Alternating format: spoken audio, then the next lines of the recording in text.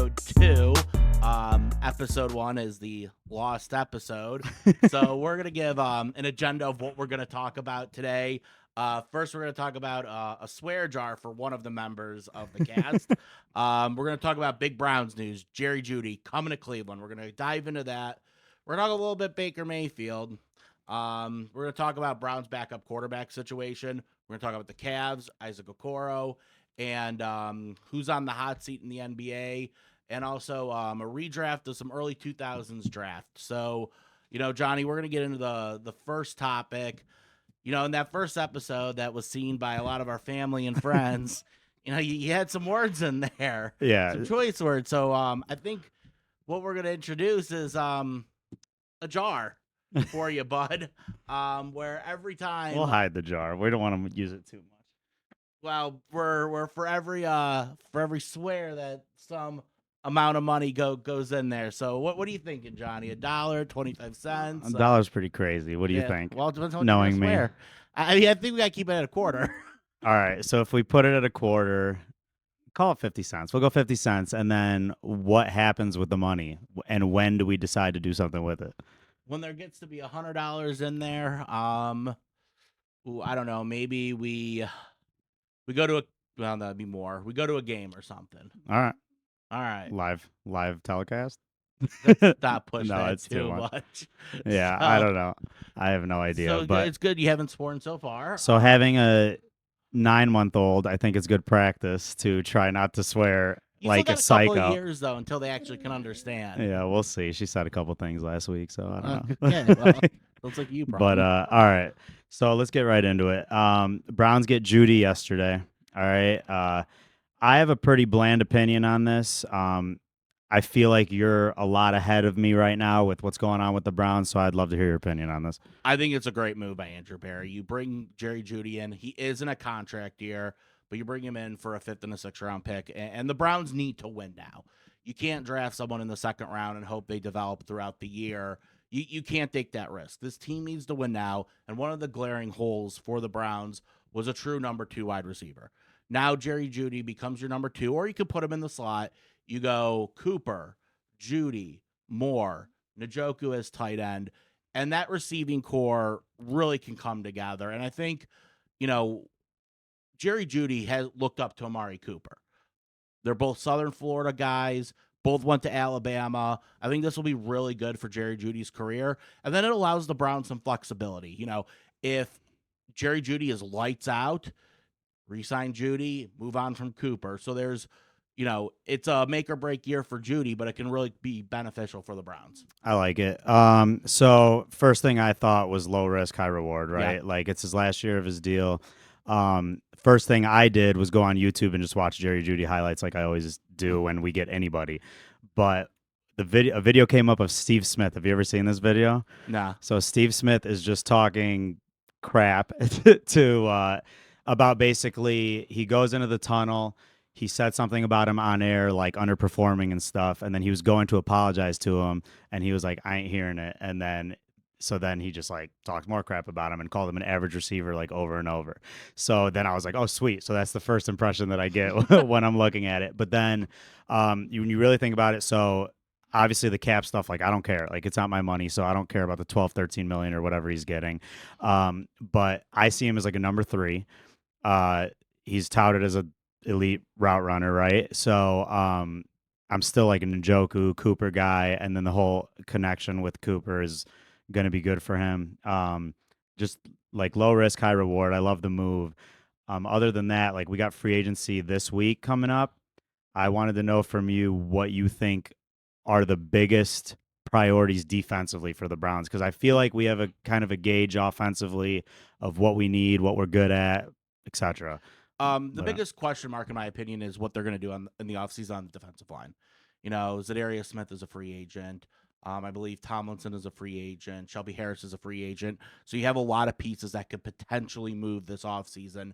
And do you fill those needs in the draft, or do you go out and you take a big swing and you get a guy like Christian Wilkins, who was recently released?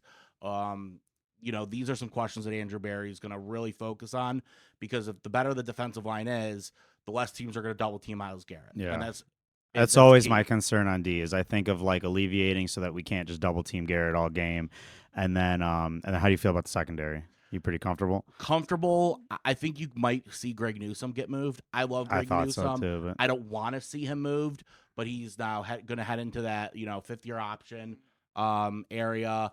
If they trade him now, they could save $8 million on the cap, get maybe a draft pick back, fill other needs. I prefer to have depth at corner.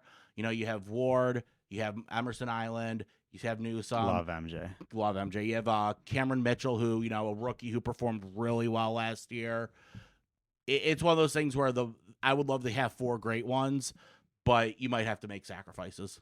Last question. Okay. Kind of more of a fun one, like more public conversation is, do you feel comfortable with DTR as our backup? Like, I mean, I don't know. When's the last time Deshaun played a full season? When Houston. I mean, like how long ago? Like even when he was not with all the allegations and stuff, was he not injured? Was that what we're talking? What 21? So it's just basically like, do you trust Watson to play 17 games, or like what do you do with that? Because like for me, last year in preseason, like I was pretty hyped about DTR, and then as the season started and we saw him in live action, like I'm obviously gonna assume he's getting better now as we speak, but like we could easily play 7 games without Deshaun, With DTR, I mean, he started that Baltimore game in September, but he found out he was going to start 2 hours before the game. That wasn't really fair to him.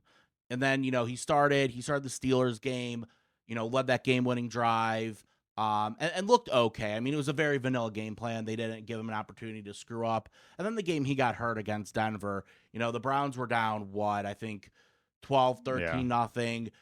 He is starting to lead a comeback, and then he takes that brutal hit and then is out for essentially the rest of the season.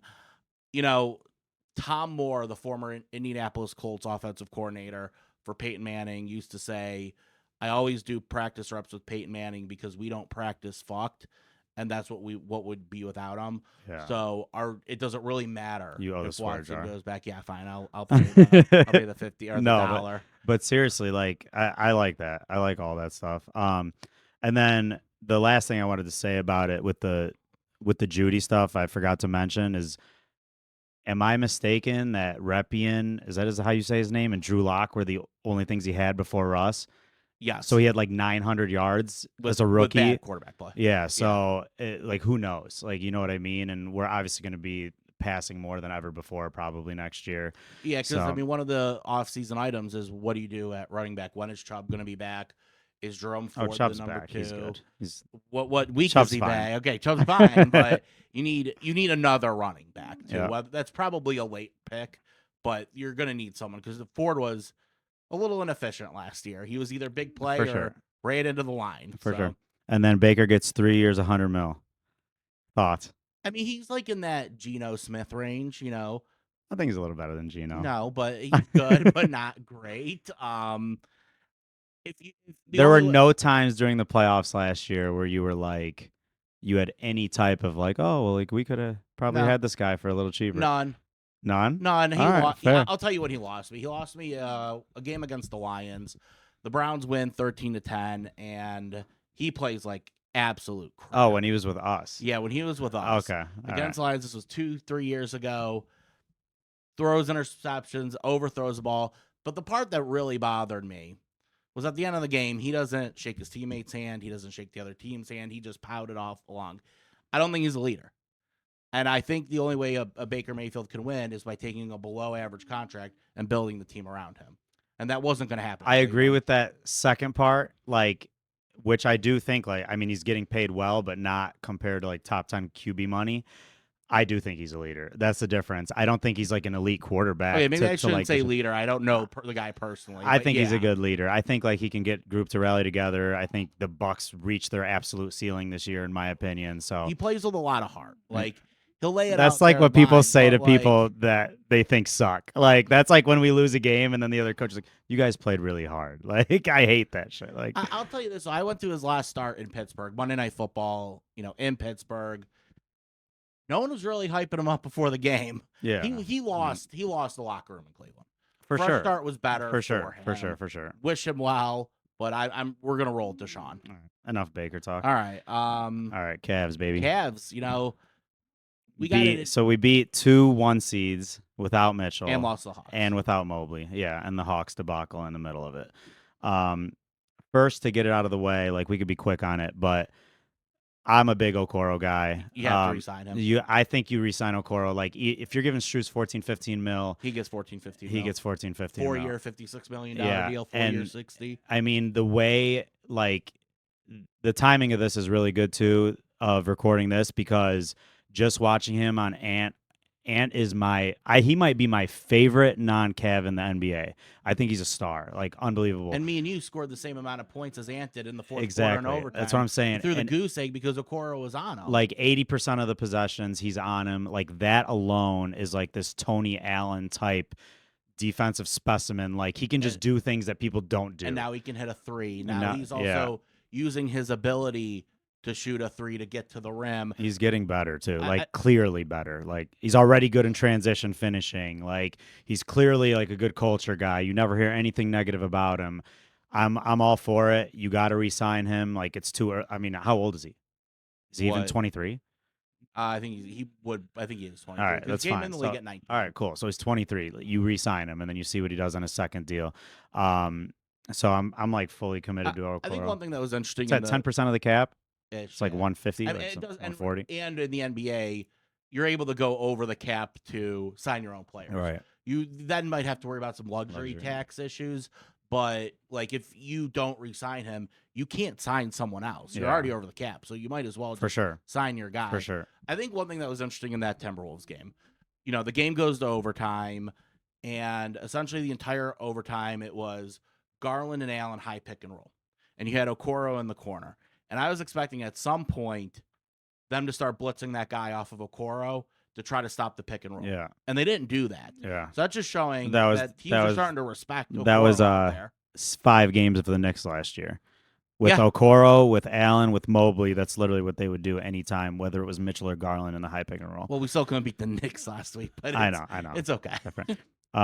So like honestly, in my opinion right now, like we're kind of in like a lull in the NBA season. I'm in just get to the playoff. Like get the playoffs to start right now because I want Mitchell to come back healthy. I want Mobley to come back healthy, maybe get a week under their belt, a week or two where they're playing together and just try to get gelling a little bit, but I'm not getting as ahead of you. I want to make sure we survive the March schedule. What do you mean by survive? Go 500-ish, still be in a top 4 seed. I think they're fine. Okay. I don't even think top 4 is in the question. Like my opinion, I mean, we're 4 games ahead of the 4 seed. So 4 losses ahead of the 4 seed. I don't think there's a chance we drop to 4 or 5. Sitting at 2 or 3 is essentially the same thing. You just avoid Boston until the Eastern Conference Finals. That's the goal. So like for me, they're playing well enough with 3 starters out some nights, 2 starters, they're fine. And when you look, you still have Charlotte twice in March. You have some opponent like not Houston's not great. Like you have Indiana in there. You have the Brooklyn Nets. You have the Nets, I think tonight, and then so I'm not at all concerned about seeding. Okay. But I am a little bit concerned about honestly Darius Garland. Like even when he gets 34 and 8 last night, like even on his good games, this is my dude. This is my favorite player on the squad, but he is playing with less confidence still. Like it's even a situation where I understand in a playoff game, this is not what we're going to be doing is ISOing him against Naz Reid to end a game. Yeah, but like, that was a poor decision, shooting that ball and getting it blocked. There was just never a chance of like him scoring that scenario in my eyes. Like, and he gets these moments where he sparks and you can see those flashes, like almost like, I don't want to even say Kyrie-esque, but like moments where he takes over a little bit and can change a game. But his turnover ratio is out of control right now. Yeah. Every time he drives, it looks like it's a 50-50 chance of him throwing it away or getting pinned on the glass. Yep. It's just hard to rely on him right now, especially when you think about the guards he's going to be going up against, Drew Holidays and the Jalen Brunsons and like the Tyrese Maxeys and whoever it is. Like, he has to step up. That's my biggest Cavs question mark. And then my other one is obviously Jared Allen. If he can play the way he's playing right now, I'm going to feel very comfortable in the playoffs. But it's a different ballgame. Very comfortable. I mean, but the two guys at least combined for what? Yeah, 66 points for sure. against the T-Wolves. For sure. I mean, they played great, but like it's a consistency fact. Like you could see it. Like when we get these lulls, like where he looks like he doesn't even belong out there, and we'll get a second unit in there sometimes, and our game elevates, like our defense elevates. I'm not. This sounds like a Darius Garland trash session, but like it's just not good enough to get to the Eastern Conference Finals the way that he's playing. He has to step it up. He's going to be on the court 36 to 40 minutes a game. Period. Yeah. Like you're not playing Craig Porter Jr. yet. You're not playing these guys that like have been playing well that are kind of No, the rotation probably slims down to 8 guys for sure once you get into the playoffs. For sure. But Darius, we love you if you're listening. Yeah. Great. So I think the next NBA topic we want to talk about, we're in this lull in the NBA, but there are some interesting storylines that could come, based on who makes the playoffs, who makes the play-in, who's on the hot seat. And I know, Johnny, there are 2 coaches specifically you feel like are kind of in that danger zone. So I think J. Kidd and Darvin Ham are both on the hot seat. Who's more on the hot seat in my eyes? And it's just because of the LeBron connect. It's Darvin Ham. It's Darvin Ham. Because you're Darvin Ham. Now, let me play like devil's advocate for a second. Kidd only has 1 year on his deal after this year. Ham has 2. Not that matters in the NBA. Lakers don't care but about money. They don't. But the other thing is the Mavs literally missed the playoffs last year. They did that intentionally. Kind of. They were still kind of in the play-in area. And they then, benched some guys to not get in the play-in area. I feel you. Okay, so then now you get a kind of a decent group together, right? Like they made changes, and still you're in that same spot. Now, where I don't think both of them are going to be judged on what happens in the play-in tournament, right?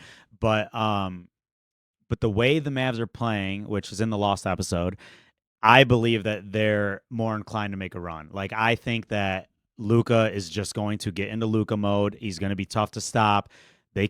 You get to the second round, I think he's safe, especially as like a 7 or 8 seed, which is probably their max. With the Lakers, I don't care. Like this is my issue with the Lakers right now.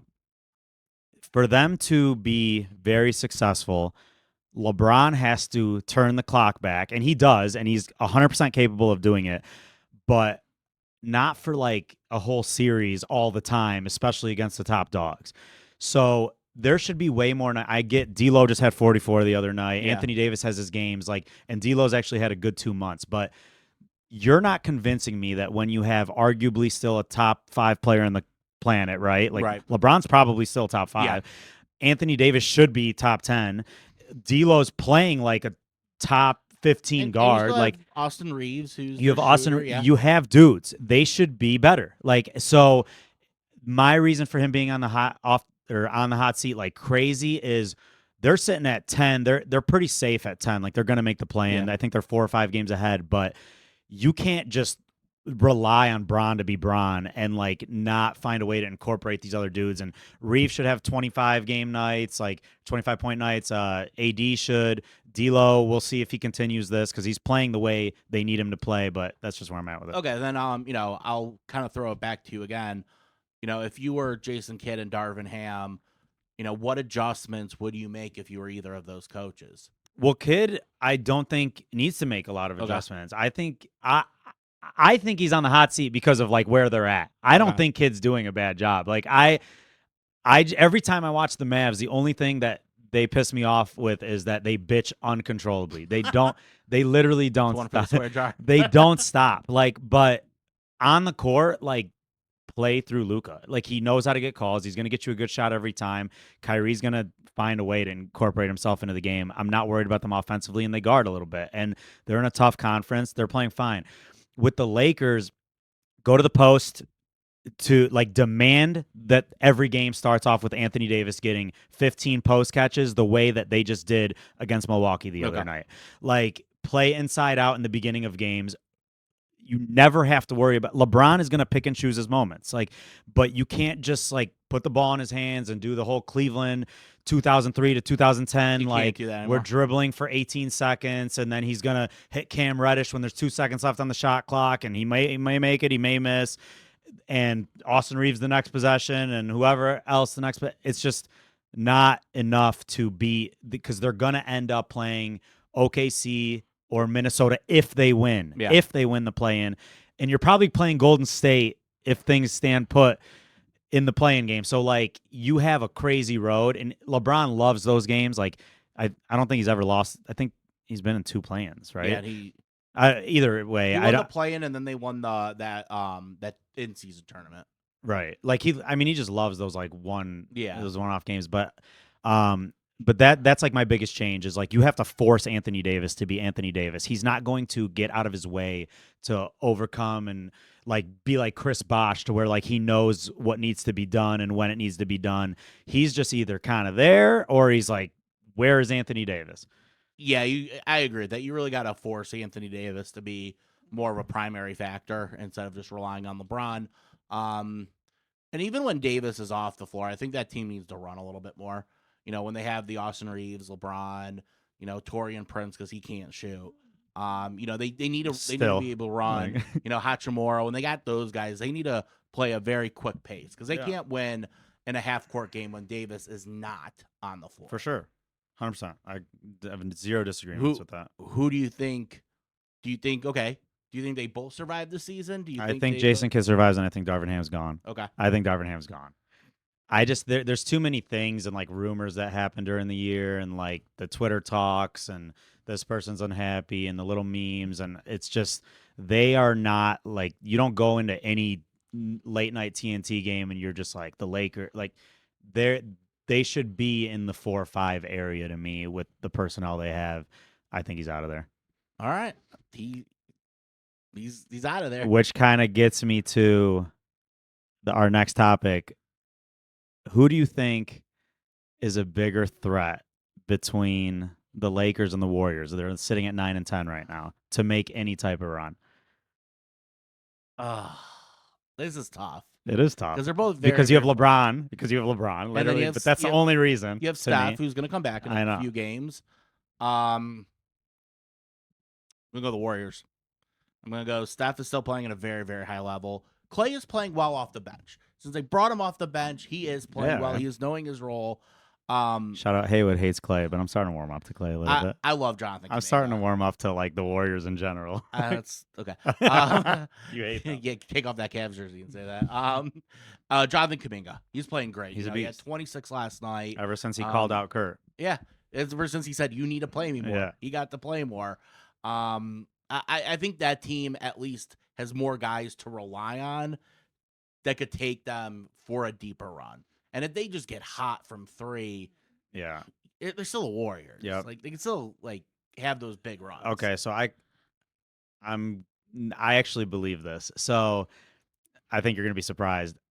Even saying all that stuff about Darvin Ham, I do think the Lakers, if they weren't going to play each other in that first game, I would say the Warriors. But in a 1-game series to get to the next play-in game, I think LeBron's just going to knock out the Warriors. Okay. So that's where I'm at with why I think the Lakers would be a bigger threat. But now let's say for somehow that the Warriors get to 8 and they just don't have to play them. Like everything you said is correct. I think Steph is still Steph, as good as ever to me, and he could take over a game by himself, keep you in a game by himself. Draymond's kind of coming back a little bit. Clay off the bench, I like. Kuminga, I like. Moses Moody, I like. They're starting to fill their team a little, and Braden or whatever his name is, fluffy hair. Name begins with the last P. Yeah. That's crazy that I can't think of his name right now. What's But his he's been killing it. Like, yeah, he's the one who got the Sabrina stuff shootout to happen. Alright. I don't know if you know that. I didn't know that. But That was fun. yeah, so they have enough weapons, and then I trust in Kerr. Like, so it's just that 1-game mode where like LeBron's like, I'm not letting Steph. You know what I mean? Like he's done it before to him. Like I'm not just talking about like Cavs era. Yeah. Like I think didn't he knock him out of the plan? That's what I keep Yeah. going back to. I'm pretty sure he knocked him out of the plan. So that's an interesting one, but like it's a LeBron effect. Like they just literally got to the Western Conference Finals. So I mean, he could do it. We'll see. No, so that brings us to our next topic. We'll save the fun one for last. So we'll do a draft. Okay. Let's go back for some of us in our 30s and 40s. Let's go back to some early 2000 basketball. You got kind of this post Jordan era, or when Jordan came back to the Wizards, so that doesn't really count. And you Counts. He's had still a dog. what He was still a he dog. was, but All it's right, go different. ahead. They Yep, weren't like it's different. championship Yep. caliber. We're gonna do a draft of players who were drafted in between 2000 and 2003, and I think we're gonna talk about each draft and who really shined in that draft Yep. versus you know where they were actually taken. Well, let's just do an overview of Okay. basically the guys in it. So 2000, 2001, those two drafts, we got Kenyon Martin, Mike Miller, Michael Redd, Pau Gasol, Tyson Chandler, Joe Johnson, Zebo. Then 02, you have 02 we got, Parker, yep. Gilbert Arenas, Yao Ming, Amari Stoudemire, and then 03, you have the heralded class with LeBron, Melo, I thought you were going to say Mo Bosh, Williams first. and Mo Williams, nah, Darko, Yeah. Bosh, Wade, Corver, and I think you even had like a TJ Ford. You did have whose TJ Ford, career, yep. who was cut short a little bit by injuries, Yep. but was a very solid player. And even Kirk Heinrich had a very nice career out of that group. He just gets overshadowed because, well, these guys are all I like Famers. Kirk, yeah. He was solid. He was. Yeah. So we're both going to have a first pick. So let's do first pick, and then next guy gets the next two. All right. And then we'll alternate. I'll give you the first pick. You go ahead. All right. I want to see this on camera. That's crazy. Should I make it even more ignorant? I'll take the king. Okay. That's going to be clipped. Like I might never say that ever again. So, all right, LeBron number 1, obvious reasons. I feel like no matter what we do with the next picks in this, like my team's going to win because he's I'm just gonna so have, much above the Yeah. other guys. Number 2, I'm going to go Wade. Yep. My wife went to Marquette, so that always helps. But he did win a championship before LeBron, the 06 finals, where he was down 2-0 against the Mavericks, Yep. and really brought that team back. I don't want to say single-handedly because he still had, Shaq averaging 20 a game. Well, he also shot like 37 free throws a game in that series. Oh, they fouled him. Yeah. I mean, that was like the becoming of Flash. And then, okay, so I get the third pick here. I'm gonna go Tony Parker. I kind of love it. Go on. Parker, the floor general for those great Spurs teams. Me and you have nightmares of him in 07, torching the Cavaliers and beating us 4-0. Also just a great teammate. Those guys played together forever, and you didn't hear them not getting along or having issues. So I'm going For sure. Parker 3. Yao Ming.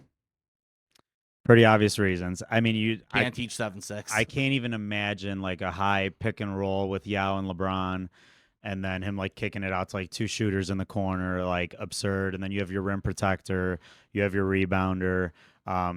Something like when we lost to Dwight, like that wouldn't happen. Like in 09 or whatever year that was. He is a guy that like literally his career just ended because of injuries. Like he's a stud. So easy pick for me. Okay, and then you get one more. No, right? you go. Oh, I go. Now again? we alternate. Yeah. Okay, now we alternate. This is hard. I'm gonna get nostalgic here. If you would have told 2005 version of me that I could get a team and get Michael Redd on it, I would be ecstatic because that entire season, that entire offseason, it was Michael Redd.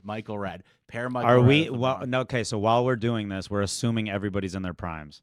Oh yeah, 100%. Yeah. Okay, then I think that's a wild pick by you. But go on. it's wild. But I don't care. No, it's out of control. Like I don't even think I would draft. I probably it. should have picked Bosh. Go but on. Go on. I have to take Michael Redd. Go on. Because Okay. just that pursuit we had of him, and looking on the Cavs fans' message boards of where are we going to get Michael Redd, and then he ends up taking the more money like he should have and stayed in Milwaukee. Okay. This is another guy I never would have thought I would have picked, but we're assuming primes. Mr. Carmelo Anthony. Wow. Yep. I mean, but like same thing. You talk about the nostalgia, and you're talking about those talks when you used to have. You're trying to get Michael Redd. Imagine rookie year, like even when they were rookies, there were still people that would take Melo over Bron from Nuggets Melo, and then those first even 7 years of Melo, like you're pairing that with Bron and then Yao, like that's absurd. Like you could literally have the number 1 and 2 wings in the league. Yep. And then you pair it with probably the second or third, top 3/4 like from center. in league history. All right, so I'm going to take the guy who I should have probably taken last pick. I'm going to take Chris Bosh. That's fine. Another guy from the 03 draft class. He can do a little bit of everything. You can post him up. He can shoot that 15, 16-footer. He was also very willing to adjust his game. When he went to Miami to play with Braun and Wade, he kind of was unfortunately the scapegoat at times. And, unfortunately, his career ended shorter than it should have because of the blood clotting issues. So I'm gonna go Bosh on that. Okay. Mine's a very fundamental pick here. I'm going back and forth between two guys, but I'm going to go with the champion. So I'm going Pau Gasol. Okay, so you got your front court is Pau and Yao. All right, you have LeBron and Melo. You're huge. Your team is literally 6'7" and above, and the only guy on your team that can't shoot threes is Yao. So you could still stretch the court if you need to, and play huge. So defensively, it's going to be tough. I think about when I'm picking a team like this, I think about the effect right now of like Wemby and Chet and how they're having on games. These dudes are literally one-man defenses. So pairing you could have Yao kind of be your little floater, and then have you could have Pau be your floater, and then Yao kind of move around a little bit more to me, and try to guard the perimeter a little more with length. Okay, so you're building a really good team here. I think you're probably going to win this one. So I have Wade, Parker, Red, and Bosh. So I really only have one big guy. I probably have to put Red at the small forward, Parker at the 1, Wade at the 2. So I need a little bit of size here. I'm going to go Zebo. That's fine. I'm going to go Zach Randolph. Big guy, can play a great power forward. He could shoot. Also was just a really fun dude to watch. So I think that your fifth guy or that's fourth? my fifth. Okay. Yeah. I definitely got you. Yeah, you got me on this one. And then the final guy I'm taking might be surprising. As much as I want to take Mo Williams, I'm taking Kyle Korver. So you just stretch it, and then you put LeBron's my point.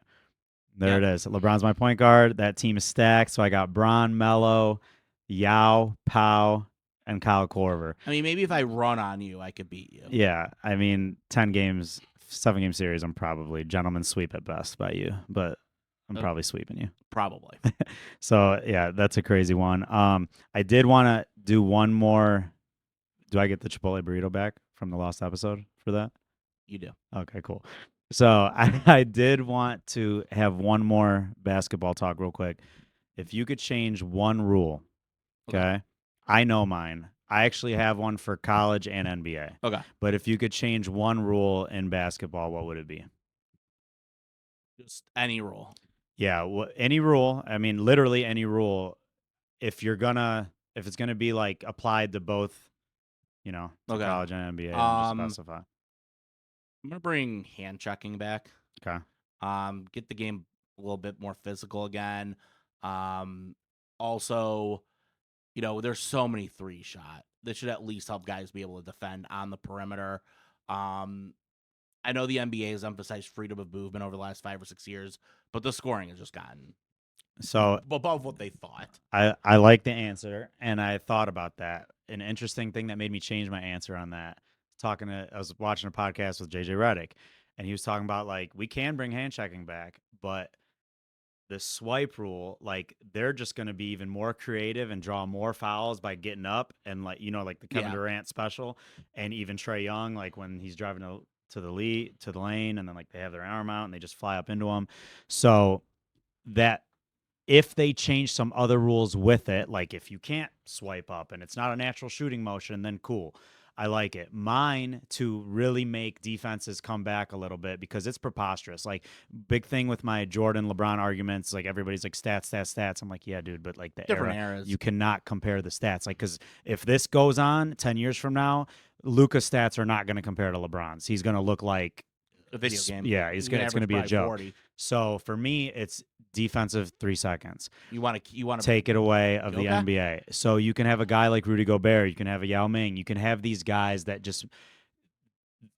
It's not going to be as easier on the basket. I understand the threes might still happen, but cool, you can win games dominating the paint. You're taking away something. Yeah, you're saying you have to hit all these threes. You're taking away so much space. Luka just can't sit there with your pick and roll, wait, and then do his deceleration step and just dominate. So that's my big one there. My college one is go to 4 quarters. I'm honestly sick of 2 halves. It's the only league in the world that plays with 2 halves. I think like some of that is TV and how it's structured. You have a TV timeout every 4 minutes. But no, I agree with you. It's odd because the women's game plays quarters. Yeah. Why can't the men's game? I mean, play it's a quarters? joke. I mean, the NBA plays quarters, overseas plays quarters. Like all of these random leagues that are starting out of nowhere play quarters. Like nobody plays halves except for college It basketball. would be interesting because it probably would be the death of the one-on-one. Depth of 1-on-1, and you can advance the ball. Like, how about that? Add that too. Like, you have to do Christian Laettner full court heaves at the end of every game. Like, the NBA is kind of gimmicky in that, where it's like you can do it in women's game. Situation. Did you just see the South Carolina yes, women? I did. Okay, that's not happening. And right, but it's kind of like in this one little scenario, you could bring the ball. It's an exciting I think it's a big deal. I think it's a big deal. 09 when LeBron hit that shot against the Magic. Yeah, but I mean, it's kind of gimmicky. I think it's a big deal, but yeah, I mean, it's a big deal because it's gimmicky.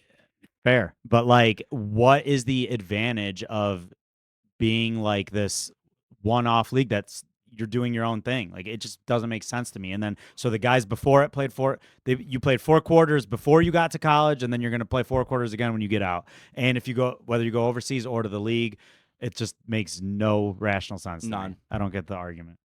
All right, a couple fun ones here. These could be quick answers, quick hitters. What's your favorite? Okay, first one. What's your favorite Reese's?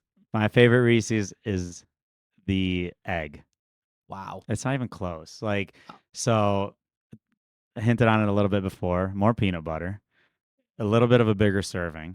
The only thing to me that even gets to it is the big cup, but I like the eggs more. Like all of the holiday ones, like they just take the cake. I'm going the original. It's widely available. You can freeze it. It's widely available. The egg, you have to wait to Easter. That's an hour. Yeah, but you could just get the Christmas tree and Christmas. But you said the egg. Okay, the holiday ones. Like, okay, the holiday Reese's are always elite. But I mean, like, you could freeze the regular one. It still that's tastes a great. hilarious like rationale for why. Like, it's easily accessible, but like, so on July 28th, no holiday Reese's available. Right. I guess I'm screwed. Well, you can get another one. Like, you're sick. No, I like it. Judge. 2-1 today. 2-0 today. Okay, not I think I only have 1 swear, and you might even have 2 swears. I had 2 swears, but I was doing a quote. That's fair. Yeah. Yeah. That's slip on the jar. Okay. All right. I got one more for you. All right, let's go. Mike Tyson or Jake Paul? Oh, when they fight? Yeah.